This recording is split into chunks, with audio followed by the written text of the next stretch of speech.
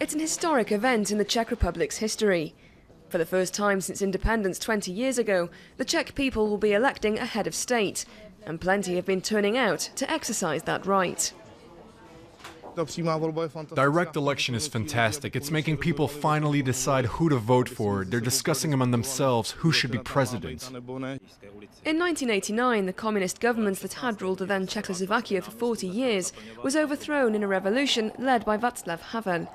He would go on to be president, and 3 years later, when the country split amicably into the Czech Republic and Slovakia, Havel became president of the former.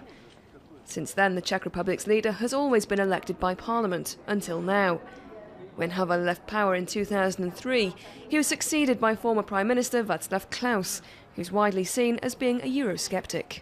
We have not yet joined the euro system. We still use the Czech currency, so we are not partners in the eurozone.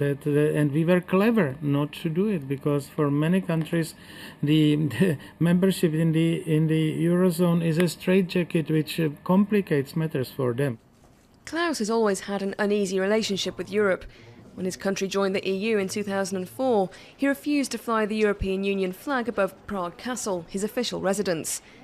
5 years later, he dragged his heels for months over the signing of the Lisbon Treaty, earning him the nickname the Margaret Thatcher of Central Europe. But it was his refusal to sign the European Fiscal Compact last year that really ruffled Euro feathers.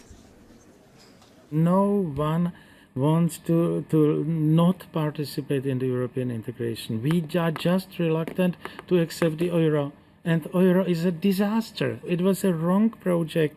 We want to participate in the European construction, but when being able to participate, we must have a freedom to say this one piece of construction is wrong.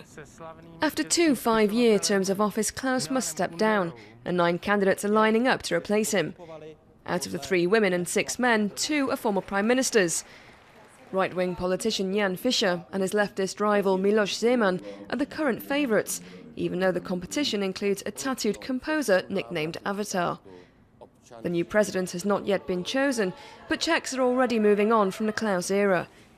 Angered by some policies, including pardons given to certain criminals, critics and even some schools have already taken down the official portrait of their outgoing head of state and consigned it to history in the cupboard.